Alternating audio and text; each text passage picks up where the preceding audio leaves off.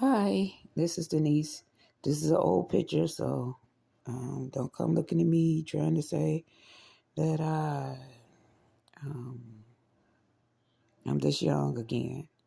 This is from a picture that I took in 2016, and it was just added to clothing, but it was not. It's just a picture that I took.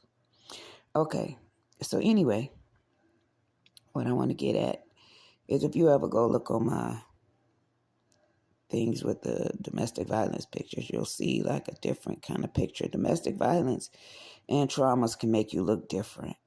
You have to like try to work your way back sometimes from the things that you go through, but that is not why I came on here. I came on here today to tell you that in order for you to survive at least a little better in these times that are coming is to do homesteading again. Not just homesteading where you have to have cattle and all of that, but you're going to have to live off the land. You're going to have to get away from all these computer systems and things. And the reason is because these droids and uh, um, these things that they have created and developed are going to be looking for those things at the time when all of this destruction is taking place. And if you are in places where you don't have those things drawing them, it will be consistent with having you more safe. Not saying it'll be perfect safety, but more safety. You have to come up with things that God gives you an understanding of, like he did with Israel, to be able to protect yourself, defend yourself, and set up your homestead the way that would be the most safest for you. But also, one of the things that I want you to understand and remember is that God provided food for the children of Israel in the midst of the desert. He can also make provision for you. But also, while you're trusting God for provision, you can do your part. Take seeds, make sure it's a place that's well watered. At least they get water there with the rain plenty of times.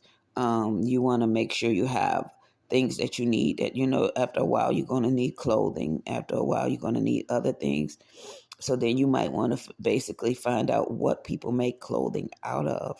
You want to find out what you can make shoes out of, because as time goes on, if God don't stretch it, you're going to have to make it. Another thing is you want to make sure that you are safe as far as having flint rock. Flint rock helps you to be able to start fires without going through all the trouble that a lot of people go through to start fires. So you might want plenty of flint rock. You might want plenty um, let's see. You might want plenty, like I said, seeds. You might want to learn now how to do uh, first aid and those kind of things for survival. You might want to learn a little bit of nursing, even if you don't go to the school, but get some books and just kind of study some things out of the books, so that when you are going through whatever level of trying to stay clean and safe, you will be able to do that. Right now, if you go look up a lot of the ways that people, maybe Hebrews or Jews or Ethiopians or stuff, preserve their food, Amish preserve their food and things like that, that should help. You might want to learn about canning foods, because that would help you. If you have the jars, then all you need is the materials and the food to be able to can. You might learn how to make those storm shelters that they used to have a long time ago, because storm shelters is not just safe to keep you from the storm, they also can keep your food, your preservatives, in a safe place. This is just a little bit. I will get back to you later with more. God bless you and have a good day. Bye.